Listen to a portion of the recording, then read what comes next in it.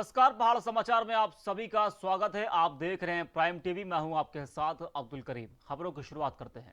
हल्द्वानी में किसान आंदोलन के समर्थन में कांग्रेस नेता राजभवन का घेराव करेंगे। 15 जनवरी को कांग्रेस प्रदेश अध्यक्ष के नेतृत्व में राजभवन का घेराव कर एक ज्ञापन सौंपा जाएगा, जिसमें कृषि कानूनों को वापस लेने की मांग की जाएगी। इसी पर नेता प्रतिपक्ष इंदिरा हृदय ने बताया कि राष्ट्रीय नेतृत्व के निर्देश पर पूरे देश भर में कार्यक्रम चलाया जाएगा। उत्तराखंड में भी प्रदेश अध्यक्ष और नेता प्रतिपक्ष के नेतृत्व में शिष्टमंडल दल राज्यपाल से मुलाकात करेंगे और किसानों के समर्थन में ज्ञापन देकर केंद्र सरकार से तत्काल कृषि कानून को वापस लेने की मांग करेंगे। तो हल्द्वानी में किसान आंदोलन के समर्थन में कांग्रेस नेता राजभवन का घेराव करेंगे। 15 जनवरी को कांग्रेस प्रदेश अध्यक्ष के नेतृत्व में राजभवन का घेराव कर एक ज्ञापन सौंपा जाएगा, जिसमें कृषि कानूनों को वापस लेने की मांग की जाएगी। इसी पर नेता प्रतिपक्ष इंदिरा हृदय ने बताया कि राष्ट्रीय नेतृत्व के निर्देश पर पूरे देश भर में कार्यक्रम चलाया जाएगा और उत्तराखंड में भी प्रदेश अध्यक्ष और नेता प्रतिपक्ष के नेतृत्व में शिष्टमंडल दल राज्यपाल से मुलाकात करेगा।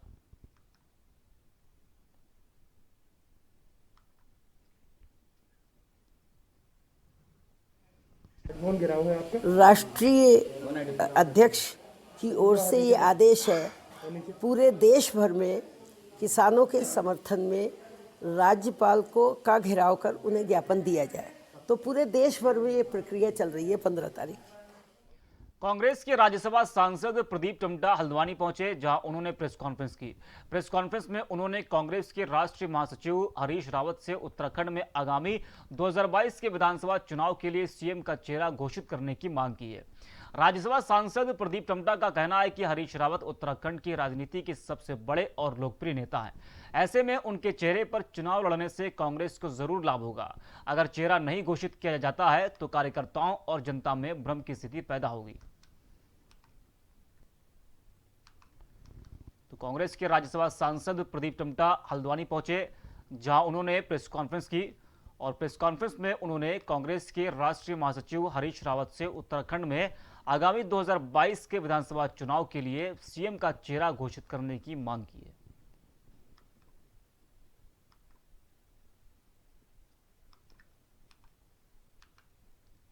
कुछ लोगों ने कहा कि ये कांग्रेस की परंपरा नहीं है कि मुख्यमंत्री का चेहरा घोषित किया जाए, और राज्य के 2002 से लेकर 7, 12, 17 के उदाहरण दिया। मेरा कहना है कि कांग्रेस एक राष्ट्रीय पार्टी है और उसने हर राज्य की विशेष स्थितियों के हिसाब से समय पर मुख्यमंत्री के चेहरे को भी घोषित किया है, किसके नेतृत्व में चुनाव लड़ा जाए। उत्तराखंड डीजीपी अशोक कुमार श्रीनगर पहुंचे, जहां उन्होंने केंद्रीय विश्वविद्यालय के एशियल हॉल में जनसंवाद कार्यक्रम रखा। इस कार्यक्रम में शहर के व्यापारी नेता और सामाजिक लोग भी शामिल हुए। जनसंवाद कार्यक्रम में लोगों ने पार्किंग की समस्या को लेकर बात की। उन्होंने बताया कि पहाड़ों में नशे का कारोबार भी फल फूल रहा है, जिससे युवा पीढ़ी बर्बाद हो रही है। लोगों ने पहाड़ों में बढ़ रही चोरी की घटनाओं पर भी प्रभावी कदम उठाने की मांग की है। साथ ही मामले में ज्वेलर्स एसोसिएशन के लिए नियमावली बनाने की मांग भी उठाई गई है। तो डीजीपी अशोक कुमार श्रीनगर पहुंचे और वहां पर लोगों से मुलाकात किया उन्होंने, और जहां उन्होंने केंद्रीय विश्वविद्यालय के एशियल हॉल में जनसंवाद कार्यक्रम रखा और इस कार्यक्रम में शहर के व्यापारी नेता और सामाजिक लोग भी शामिल हुए।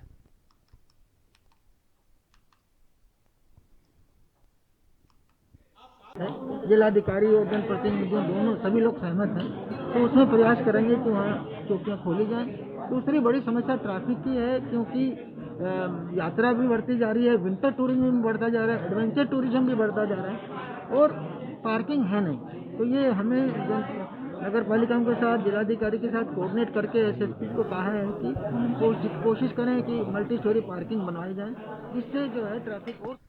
खबरों में आगे बढ़ते हैं। उत्तराखंड में मकर संक्रांति और घुघुतिया पर्व बड़े ही धूमधाम से मनाया जा रहा है। त्योहार के दिन लोगों ने अपने घरों में गुड़, तिल, आटा, सौंफ सहित अन्य सामग्री को तैयार किया। मकर संक्रांति के मौके पर पहाड़ों में घुघुतिया त्योहार मनाया जाता है। कहा जाता है कि घुघुतिया त्योहार के पीछे चंद्रवंश के राजा कल्याण चंद्र के बेटे की कहानी जुड़ी हुई है। तो आज देश के तमाम राज्यों में मकर संक्रांति का पर्व धूमधाम से मनाया जा रहा है और इसी को लेकर उत्तराखंड में भी मकर संक्रांति और घुघुतिया पर्व बड़े ही धूमधाम से मनाया जा रहा है। त्योहार के दिन लोगों ने अपने घरों में गुड़, तिल, आटा, सौंफ सहित अन्य सामग्री को तैयार किया। तस्वीरें आप देख रहे हैं कि लोग किस तरह से इंतजाम कर रहे हैं इस त्योहार को लेकर।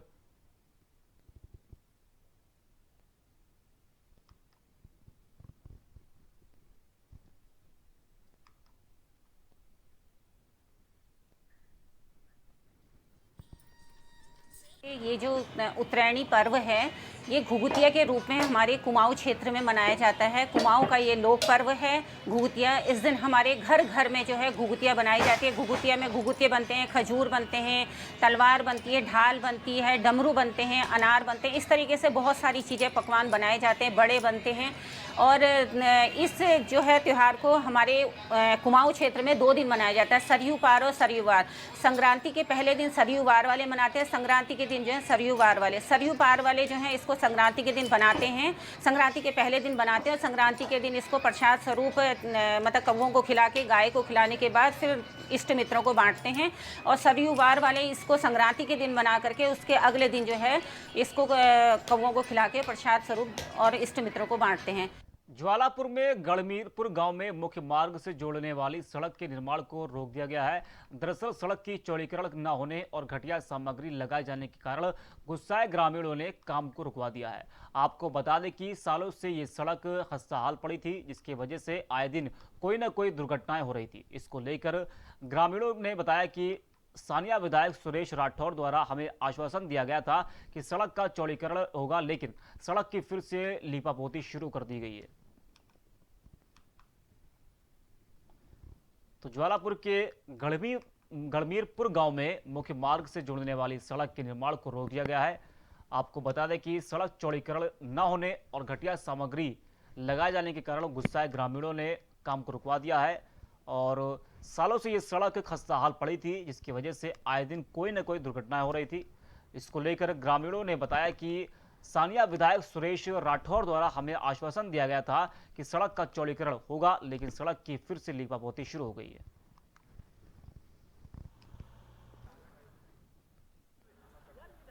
लग रही है, हमने मौके पर काम बंद करा दिया। तो हमने ठेकेदार से बात करनी चाहिए और जेई से भी, तो उन्होंने हमें बात करने के लिए इनकार कर दिया। हमारा ये कहना है कि ये लगभग सैकड़ों गाँवों को सड़क जोड़ती है और आगे जो गाँव है उसकी लगभग 25,000 की आबादी है और इस सड़क पर एक गाड़ी के बाद दूसरी गाड़ी नहीं बच सकती। हमारी सरकार से भी और विभाग से भी ये मांग है कि इसका चौड़ीकरण हो। इसका 2 करोड़ रुपए के आसपास का एस्टीमेट है जो मालूम चल रहा है और ये बराबर में 1 फुट की ईंट लगा रहे हैं, उससे कोई लाभ नहीं होने वाला। ये सिर्फ धांधलेबाजी हो रही है, इसमें पैसा कमाया जा रहा है और कुछ नहीं। लगभग 2.5 महीने पहले माननीय जिलाधिकारी महोदय को इस रोड के बारे में अवगत कराया था। इसकी हमने चौड़ीकरण की मांग की थी, जिसका विभाग द्वारा हमें पता चला कि 2 करोड़ 39 लाख रुपए का इसका जो बजट जारी कर दिया गया है। उसके बाद हमने यहाँ पे पाया, पहले भी इसकी टुक्की लगाकर इसको ऐसे ही खाना पूर्ति कर दी गई। अब फिर से वही कार्य यहाँ पे हो रहा है। हमारी मांग है कि इसका चौड़ीकरण हो और ये सड़क बहुत अच्छी तरीके से बननी चाहिए। बहुत बड़ी आबादी है गाँव की, ये सड़क लगभग पिछले 10 सालों से ऐसी की ऐसी खस्ताहाल पड़ी हुई है। हमारी ये विभाग से मांग है, सरकार से मांग है, स्थानीय विधायक से भी हमारी यही मांग है कि सड़क का चौड़ीकरण तरीके से करा जाना चाहिए और जो सड़कें अच्छे से बननी चाहिए। चौड़ीकरण नहीं होती तो धरने पे बैठे। अगर हमारी मांगे पूरी नहीं हुई तो हम बाकायदा इसके खिलाफ धरने बैठेंगे पूरे साथ से ही, जैसे हमने पहले धरना दिया है फिर से हम धरना देने के लिए तैयार हैं। उत्तराखंड में जहां खुशियों का त्योहार लोहड़ी बड़े धूमधाम के साथ मनाई गई, वहीं विकासनगर पचवादून क्षेत्र में भी मकर संक्रांति बड़े धूमधाम से मनाई जा रही है। विकासनगर के मंदिरों में हवन पूजन के साथ लोगों को खिचड़ी खिलाकर मकर संक्रांति मनाई गई। हनुमत धाम में भी हवन यज्ञ और खिचड़ी खिलाकर मकर संक्रांति मनाया गया। मकर संक्रांति का एक विशेष महत्व है कि लोग अपने घरों में खिचड़ी बनाते हैं। तो उत्तराखंड में जहां खुशियों का त्योहार लोहड़ी बड़े ही धूमधाम के साथ मनाई गई है, विकासनगर पचवादून क्षेत्र में भी मकर संक्रांति बड़े धूमधाम के साथ मनाई जा रही है और विकासनगर के मंदिरों में हवन पूजन के साथ लोगों को खिचड़ी खिलाकर मकर संक्रांति मनाई गई। तस्वीरें आप देख रहे हैं किस तरह से लोगों को खिचड़ी बांटी जा रही है और ये जो पूजा है वो यहाँ पर चल रही है। तमाम राज्यों में आज मकर संक्रांति का जो त्यौहार है वो धूमधाम के साथ मनाया जा रहा है।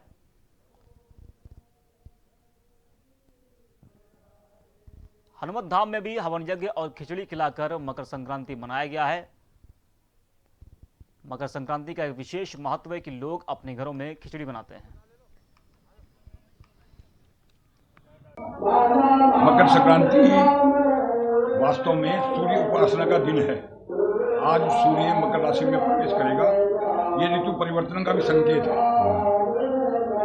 अब जो सर्दी का मौसम था वो उतार पर है और प्रकृति के दृष्टि से और ऋतु परिवर्तन की दृष्टि से और सूर्य आज उत्तरायण में प्रवेश करेगा और इस दृष्टि से सूर्य की आज हमारे हिंदू समाज में पूजा की जाती है। हवन यज्ञ और खिचड़ी का प्रसाद का वितरण होता है। जॉली ग्रांट एयरपोर्ट से कड़ी सुरक्षा के साथ corona vaccine Dehradun CMO office भेजी गई है। 16 जनवरी को राज्य के सभी 13 जिलों में टीकाकरण की शुरुआत होगी। वहीं इसको लेकर स्टेट कोऑर्डिनेटर कुलदीप मरतोलिया ने बताया कि 1,13,000 वैक्सीन डोज उत्तराखंड पहुंच चुकी हैं। जॉली ग्रांट एयरपोर्ट से बड़ी कड़ी सुरक्षा के साथ corona vaccine Dehradun CMO office भेजी गई है। 16 जनवरी को राज्य के सभी 13 जिलों में टीकाकरण की शुरुआत होगी।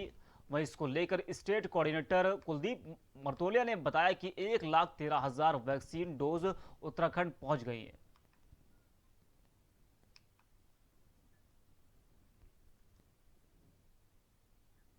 हरिद्वार में मकर संक्रांति के मौके पर कुंभ का पहला पर्व स्नान किया गया है। इस खास अवसर पर भारी संख्या में श्रद्धालुओं की भीड़ उमड़ी। वहीं श्रद्धालु सुबह से ही गंगा में डुबकी लगाकर पुण्य अर्जन की कामना कर रहे हैं। शास्त्रों की मान्यता के अनुसार मकर संक्रांति पर गंगा में स्नान का बड़ा महत्व है। इसको लेकर मौके पर भारी मात्रा में पुलिस बल भी मौजूद रहा। तो हरिद्वार में मकर संक्रांति के मौके पर कुंभ का पहला पर्व स्नान किया गया है। इस खास अवसर पर भारी संख्या में श्रद्धालुओं की भीड़ उमड़ी और वहीं श्रद्धालु सुबह से ही गंगा में डुबकी लगाकर पुण्य अर्चन की कामना कर रहे हैं।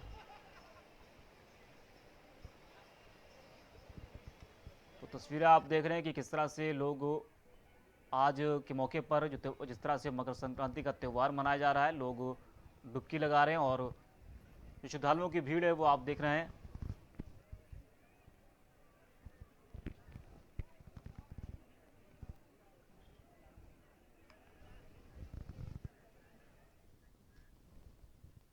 जोशीमठ विकासखंड के सेब बागवानों को सरकार द्वारा 50% की राज्य सहायता के साथ अच्छे पेड़ बांटे जाएंगे, जिसको लेकर सेब बागवानों में काफी उत्साह दिखाई दे रहा है। जैसे ही ये पेड़ आ जाएगा उसके बाद उचित धनराशि जमा करने पर सेब के पेड़ को किसानों को सौंप दिया जाएगा। जोशीमठ विकासखंड के सेब बागवानों को सरकार द्वारा 50% की राज्य सहायता के साथ अच्छे पेड़ बांटे जाएंगे और जिसको लेकर सेब बागवानों में काफ़ी ज़्यादा उत्साह भी दिखाई दे रहा है।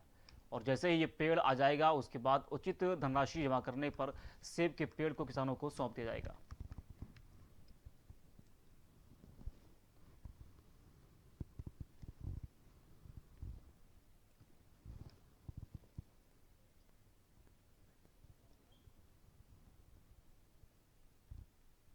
पहाड़ समाचार में इतना ही। देश और दुनिया की तमाम बड़ी खबरों के लिए देखते रहिए प्राइम टीवी।